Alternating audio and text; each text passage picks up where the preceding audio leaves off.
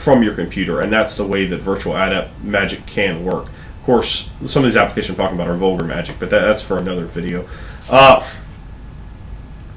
They are for another moment about correspondence. That's the simplest way to think about it is teleportation, but that's at higher levels. Lower levels, you might be able to reach and acquire something from further away, and the ability to teleport really changes the field in terms of fighting. Once you have correspondence 3, you can seriously wreck other supernaturals. Just let a little daylight into a vampire's haven while they're asleep. You can, with I think Matter 2 and Prime 2, you can begin to drain a werewolf's cairn. Correspondent spirits, you can start killing and enslaving all of the spirits that are guarding that werewolf's cairn, or just start attacking them from the other side of the world.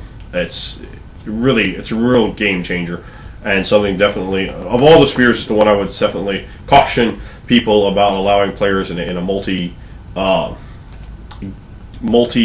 World of Darkness game. If you had vampires, werewolf schools, and mages all running around, mages are way the heavy end of the power curve. Unless they stand face to face and fight a werewolf, nothing is more powerful than a werewolf that you can play right off the bat if you're using the starting points. But nothing beats a mage if they've designed the character not to be beaten.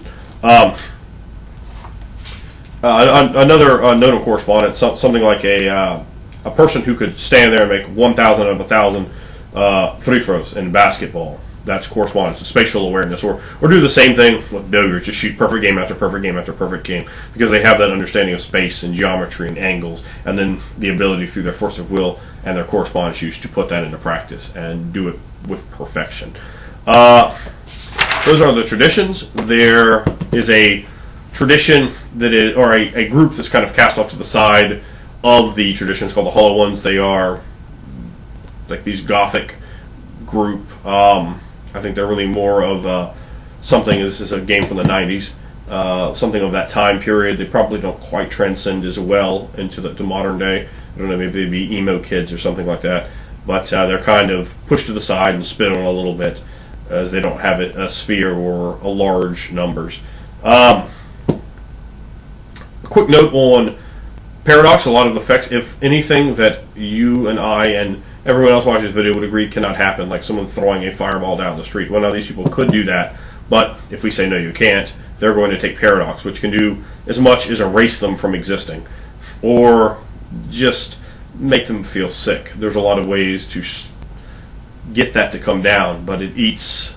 It can eat you away to the point that you don't exist, or you go into sort of a magical coma. That's very much a bad thing to have happen to your character. So you want to subtly work your magic, and at the same time you have to use focus, which are your components for your spells. Doing them out in a realistic occult fashion towards the paradigm that your tradition and your individual follow. And it needs to also work in with your avatar, and your avatar is essentially a second soul that's inside you, and it allows you to manifest. Without an avatar, you could not manifest this magic. So you have a lot of elements. The game is extremely complicated, has a lot of elements. It is not for beginners. No one should play Mage or try to run Mage for the first game. However, for an advanced player, an advanced group, advanced storyteller, this is an absolutely excellent game, because you can literally do anything with Mage the Ascension, and then do anything else, and be inside of 20 minutes of the game, and then go back to doing the rest of the game. It handles politics excellently. It handles fighting excellently. High fantasy, gritty, futuristic scenarios. Everything you could think of you'd want to do with a game, you can handle this game and make it make sense and not be silly. Absolutely excellent game, and I thoroughly recommend it to anyone.